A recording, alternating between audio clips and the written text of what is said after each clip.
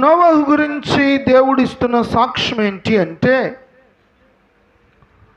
Noah did everything what God said to him. నోవహు దేవుడు చెప్పినదంతయు చేశాడు.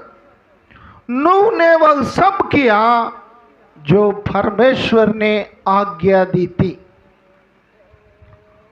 నోవహు దేవుడు చెప్పినదంతా కూడా చేశాడు. మరి ఈరోజు మనం ఎలాగున్నాం?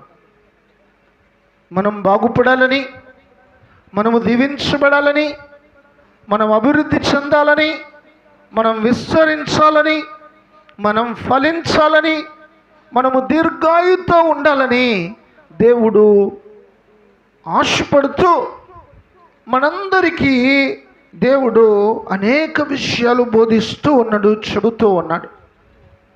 మరి మనం ఎలాగున్నాం? నోవహు వలె దేవుడు చెప్పినదంతయు చేసే బిడ్డలుగా ఉన్నామా? నోవహు వలె కాక భూమి మీద ఉన్న కోట్లాది మంది ప్రజలు ఎవరికి నచ్చినట్లుగా వారు బ్రతుకుచు దేవుడు చెప్పిన మాట వినకుండా జీవించే వారిలాగా మనం ఉన్నామా? ఇప్పుడు 450 అడుగుల పొడవు గల ఓడను, 75 అడుగుల వెడల్పు గల ఓడను, 45 అడుగుల ఎత్తు గల ఓడను సిద్ధపరుస్తూ ఉన్నాడు. 3 అంతస్తుల ఓడను సిద్ధపరుస్తూ ఉన్నాడు. ఒక్కొక్క అంతస్తు 15 అడుగులుగా దేవుడు లెక్క చెప్పాడు. ఎందుకంటే వారు ఉండాలి, వారితో పాటు పెద్ద పెద్ద జంతువులు కూడా అందులో ఉండాలి.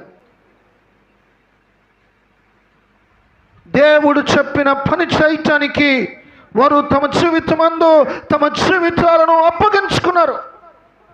Noah faithfulness and complete obedience to God. దేవుని సన్నిధిలో ఆయన మాట యందు విశ్వాసం ఉంచి తన జీవితాన్ని దేవునికి అప్పగించుకున్నాడు. దేవుడు చెప్పినదంతయు చేశాడు.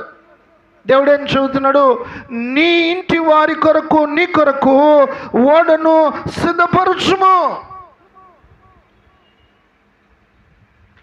जलाई प्रलय की तैयारी के लिए और सब कुछ किया. नूह ने जहाज बनाया, नूह ने नाव बनाया. नव